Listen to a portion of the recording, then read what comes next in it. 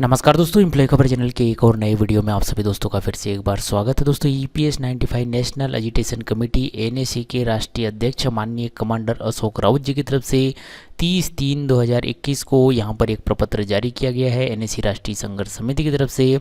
जिसमें उन्होंने कर्मचारी भविष्य निधि संगठन के अन्यायपूर्ण व्यवहार के विरोध में सभी ईपीएफओ कार्यालयों पर दिनांक 6/4/2021 को ज्ञापन सौंपने वाला देशव्यापी कार्यक्रम यहां पर चलाने की घोषणा की है। तो आइए जानते हैं इस प्रपत्र में क्या कारणों को बताते हुए यहां पर एनएसी राष्ट्रीय संघर्ष समिति ने ईपीएस 95 पेंशन धारकों के मुद्दों को फिर से एक बार यहां पर उठाने की कोशिश की है। तो जैसे कि प्रपत्र की कॉपी आप यहां स्क्रीन पर देख पा रहे होंगे, नेशनल एजिटेशन कमेटी की तरफ से यह प्रपत्र 30/3/2021 को माननीय श्रम एवं रोजगार मंत्री भारत सरकार के नाम यहां पर लिखा गया है, जिसमें ईपीएफओ के खिलाफ सभी ईपीएफओ कार्यालयों पर देशव्यापी कार्यक्रम ज्ञापन सौंपने का यहां पर किया जाना है। और इसका संदर्भ प्रपत्र जो ईपीएस 95 एनएसी की तरफ से दिया गया था 21/3/2021 को, उसके हवाले यहाँ पर दिया गया है। इसमें कहा गया है कि आदरणीय महोदय, माननीय महोदय जी को विदित है कि ईपीएस 95 पेंशन धारकों की मांगों को मंजूर करने हेतु एक तरफ माननीय प्रधानमंत्री जी ने माननीय श्रीमती हेमा मालिनी जी की अगुवाई में ईपीएस 95 पेंशनर्स की उचित मांगों के संदर्भ में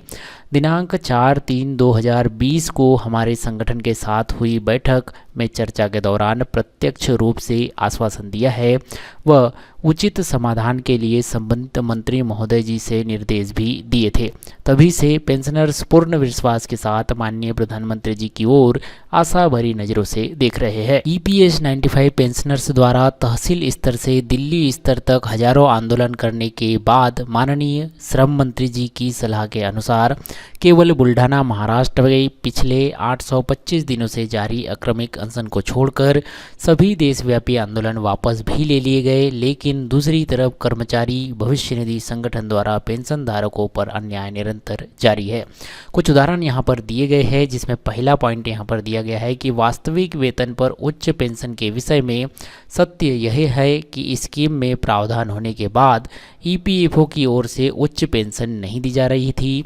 पेंशनर्स को न्यायालय के दरवाजे खटखटाने पड़े। यह मामले कई सालों तक चलते रहे। पेंशनर्स को न्यायालयों द्वारा न्याय मिलता रहा है और अंत में आर.सी. गुप्ता के न्याय प्रकरण में माननीय सर्वोच्च न्यायालय ने संज्ञान में आया कि बहुत सारे विभागों द्वारा कर्मचारियों को उच्च पेंशन विकल्प के विषय से समय पर जानकारी नहीं दी गई। कुछ विभागों ने कर्मचारियों के कोई जानकारी नहीं देते हुए परस्पर ही निर्णय ले लिया कि वास्तविक वेतन पर उच्च पेंशन कर्मचारियों के हित में नहीं है। उदाहरण के लिए एमएसईबी प्रशासन द्वारा लिया गया दिनांक 31/5/1997 का निर्णय प्रस्तुत है और न ही ईपीएफओ ने इसे क्रियान्वित किया है। इन सभी तथ्यों को विचार करते हुए माननीय सर्वोच्च न्यायालय ने तर्क, तथ्य व प्रमाण के आधार पर दिनांक 4/10/2016 को वास्तविक वेतन पर उच्च पेंशन देने का आदेश दिया। आदेश के अनुसार ही तात्कालिक श्रम मंत्री जी ने संसद में दिनांक 23/3/2017 को उत्तर देते हुए बताया था कि जिन पेंशनर्स का अंशदान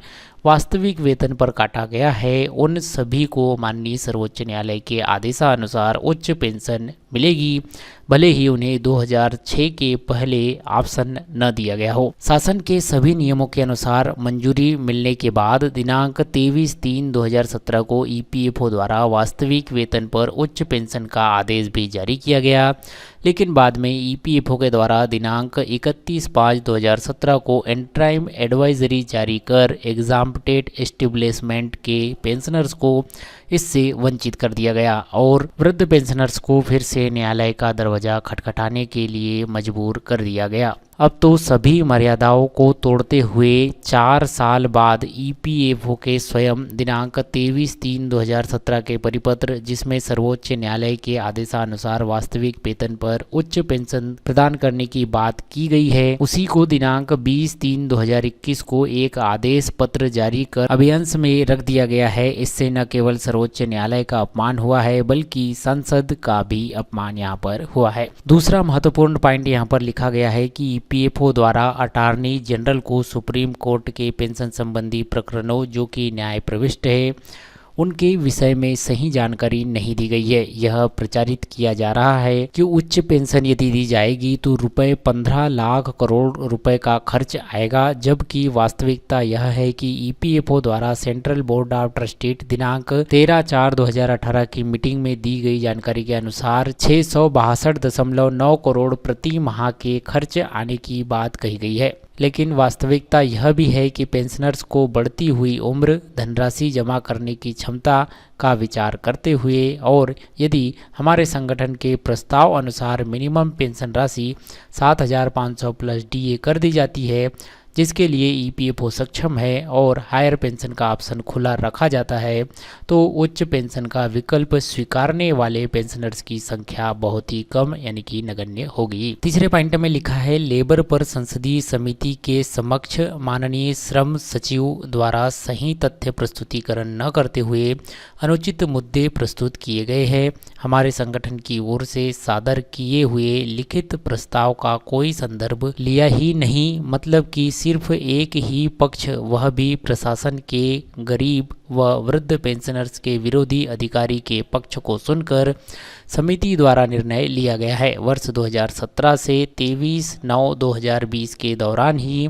लगभग 1.64 लाख पेंशनर्स न्याय का इंतजार करते हुए गुजर गए और आगे अनेक है जो अपने जीवन के अंतिम पड़ाव में है। यह ईपीएफओ की हठधर्मिता व दुर्भाग्यपूर्ण कार्यप्रणाली की परिणति निश्चित रूप से कही जा सकती है। उपरोक्त कारणों से पेंशनर्स में ईपीएफओ के प्रति प्रचंड रोष है। यह सभी सत्य तथ्य व पेंशनर्स की भावनाओं को माननीय प्रधानमंत्री जी, माननीय उच्चतम न्यायालय तक पहुंचाने के लिए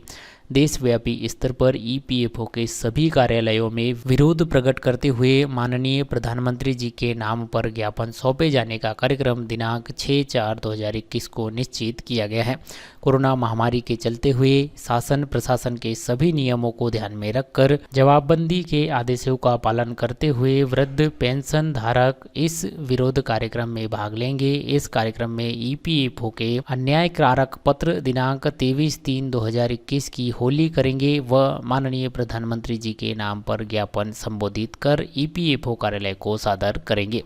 तो इस तरह से एक प्रपत्र यहाँ पर एनएसी राष्ट्रीय संघर्ष समिति के अध्यक्ष माननीय कमांडर अशोक राउत जी ने माननीय प्रधानमंत्री जी भारत सरकार नई दिल्ली, कानून व न्याय मंत्री भारत सरकार नई दिल्ली, मुख्य न्यायाधीश सर्वोच्च न्यायालय नई Delhi, central provided fund commissioner EPFO नई दिल्ली के नाम को भी इस प्रपत्र की कॉपी यहाँ पर भेज दी गई है और इस प्रपत्र को मुख्य रूप से श्रम एवं रोजगार मंत्रालय के मंत्री माननीय श्रम मंत्री संतोष गंगवार जी को यहाँ पर भेजा गया है, जिसमें उन्होंने 6/4/2021 को सभी ईपीएफओ कार्यालयों पर देशव्यापी कार्यक्रम ज्ञापन सौंपने का यहाँ पर जो रखा है उसके बारे में जानकारी दी है।